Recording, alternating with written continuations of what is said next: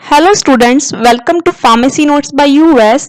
Today we discuss the most important MCQs which is mostly asked in pharmacist and GPET type of examination.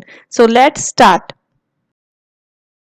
So the first question is part of law is यानी कि जो law है जो नियम है उसके इनमें से कौन से हैं जो कि पार्ट इंक्लूडेड है। तो लॉ की अगर मैं बात करूं तो प्रीवियस वीडियोस में मैंने आपको बताया था कि जो नियम है जो गवर्नमेंट जो नियम अप्लाई करती है मोस्टली जो लॉज हैं वो इसलिए बनाए जाते हैं कि जो एक सोसाइटी है जहाँ पे ह्यूमन बीइंग रह रहे हैं तो उनके लिए वो कुछ रूल्स एंड रेगुलेशन सेट करती है ताकि वो चीजें हैं जो कि व्यवस्थित हो सके। अगर वो उन चीजों को फॉलो नहीं करते तो उन चीजों के लिए दंड का भी प्रावधान रखती है। तो क्वेश्चन ये आपने वो पूछ रहा है कि जो लॉ है उसमें कौन कौन से पार्ट है जो कि इंक्लूड होते हैं। ऑप्शन है control human according to the rule यानी कि जो ह्यूमंस है उनको रूल्स के अकॉर्डिंग है जो कंट्रोल करना है कि आपको ये काम कर सकते हैं ये काम आप नहीं कर सकते, दिस इज इलीगल, अगर आप ये करेंगे तो आपको एक पर्टिकुलर पनिशमेंट मिलेगी। B set regulations for society यानी कि जो सोसाइटी है उनके लिए कुछ रेगुलेशन सेट करती है कि इस तरीके के हैं जो कि मैनेजमेंट है जो रहेगा। सी इज ऑल्सो हैव पनिशमेंट और अगर वो ह्यूमन बीइंग या फिर जो सोसाइटी में रहने वाले पर्सन है जो कि उन सेट रेगुलेशंस को फॉलो नहीं करते तो उनके लिए पनिशमेंट भी रखती है। एंड डी है ऑल ऑफ द अबव यानी कि सारे के सारे पार्ट हैं जो कि लॉ के अंदर आते हैं। तो ऑब्वियसली इसका आंसर होगा D, all of the above. Question number second is code of pharmaceutical ethic developed by यानी कि जो कोड ऑफ फार्मास्यूटिकल एथिक है वो किसने है जो कि डेवलप किया था। तो ऑब्वियस है फार्मास्यूटिकल एथिक्स की जब बात कर रहे हैं तो जो फार्मास्यूटिकल एथिक है यानी कि फार्मेसी के अंदर अपने को कौन कौन से रेगुलेशंस मेंटेन रखनी चाहिए, जो फार्मासिस्ट है उसके कौन कौन से रिस्पॉन्सिबिलिटीज हैं, उसके किस किस चीजों के अंदर उसको ध्यान रखना चाहिए, तो वो चीजें हैं जो किसने डेवलप की। तो ऑब्वियसली जो फार्मेसी फील्ड है जिसको जो गवर्न करता है यानी कि PCI Pharmacy Council of India वो इन चीजों को है जो डेवलप करती है। तो इसका आंसर होगा A PCI Pharmacy Council of India. Second option is state council of India, C is both and D is none of the above. तो ऑब्वियसली इसका आंसर होगा A. Here is the answer. All are the part of law and B is PCI developed code of pharmaceutical ethic. Third question is a pharmacist in relation to his job यानी कि अगर अपन बात करें code of ethics की यानी कि जो नियम है जो नीतियां हैं उसके अंदर जो फार्मासिस्ट हैं उसको अपने जॉब के रिलेशन के अंदर क्या क्या सर्विसेज हैं या किन किन चीजों का ध्यान रखना चाहिए या फिर कौन कौन सी चीजें फॉलो करनी चाहिए। तो ऑप्शन है जो फार्मासिस्ट है शुड प्रोवाइड गुड सर्विसेज यानी कि जो फार्मासिस्ट है उसको अच्छी सर्विसेज प्रोवाइड करनी चाहिए, जैसे ही डिमांड आए किसी पर्टिकुलर मेडिसिन की तो he have to supply without delay. B is pharmacy property clean and arrange यानी कि जो फार्मासिस्ट की जो फार्मेसी है यानी कि जो मेडिकल स्टोर है should be properly clean and arrange होना चाहिए पूरा का पूरा according to the system.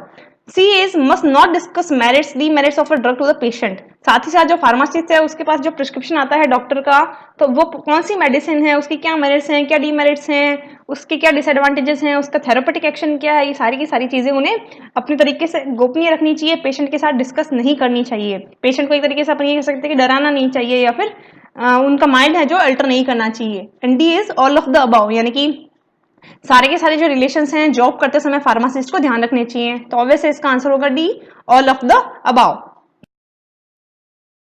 Here is the answer. Four is pharmacist in relation to trade यानी कि जो फार्मासिस्ट है जब ट्रेडिंग कर रहा है यानी कि जब सेल कर रहा है तो उन्हें किन किन चीजों के बारे में ध्यान रखना चाहिए या कौन कौन से लॉज हैं जो उनको फॉलो करने हैं। तो option A should charge fair prices यानी कि जो भी मेडिसिन की प्राइस है वो फेयर प्राइस को चार्ज करे, ना तो कम प्राइस करे किसी पर्टिकुलर कस्टमर को अट्रैक्ट करने के लिए और ना ही ज्यादा बेनिफिट उठाने के हिसाब से ज्यादा चार्ज करे। B should not attract customer by the gifts यानी कि कोई भी गिफ्ट पॉलिसी ना रखे कि अगर आप ये चीजें लोगे तो इस तरीके से गिफ्ट दूंगा या फिर एडवर्टाइजमेंट ना करे, दिस इज ऑल्सो इलीगल। तो it should not attract customer by the gifts. C is always purchase medicine from the reputed sources with documents. तो ऑब्वियस है जो फार्मासिस्ट है कोई भी मेडिसिन ले रहा है होलसेलर से या फिर बल्क अमाउंट में जिनसे भी तो वो एक रेप्यूटेड संस्था होनी चाहिए ताकि उसके अंदर कोई भी प्रॉब्लम है तो उनके ऊपर कोई भी क्लेम ना लगे।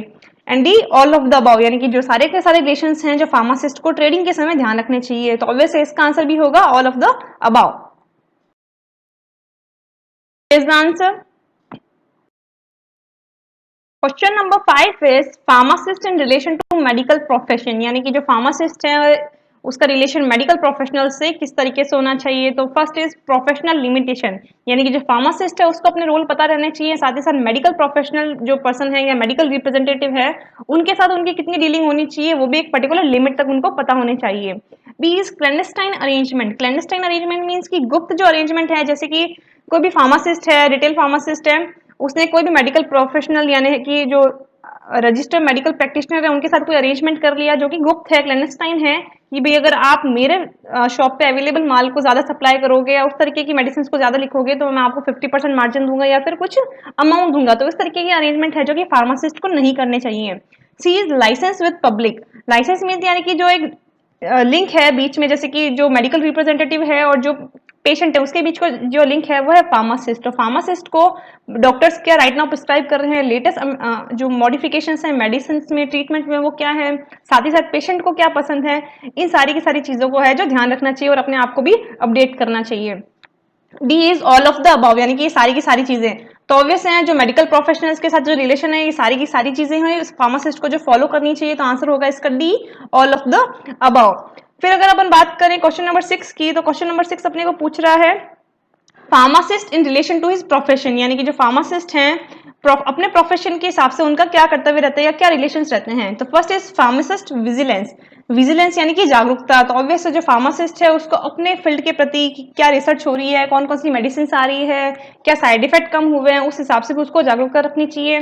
साथ ही साथ लॉ अबाइडिंग सिटीजन्स, यानी कि जो सिटीजन्स हैं उनको जो कानून पता है कि भाई आपको सैनिटाइज होना चाहिए, बार बार आपको इस तरीके की जो हाइजीन रखनी चाहिए, ये फार्मासिस्ट को खुद भी याद रखनी चाहिए और बार बार जो सिटीजन्स है या जो पेशेंट्स हैं उनको भी बार बार रिकॉल करवानी चाहिए।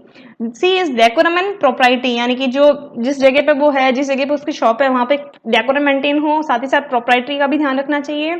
And D is all of the above, यानी कि सारी की सारी जो चीजें हैं वो फार्मासिस्ट के रिलेशन में रहती है टू हिज प्रोफेशन। तो वैसे इसका आंसर भी रहेगा all of the above, answer D. Answer all of the above for both the questions.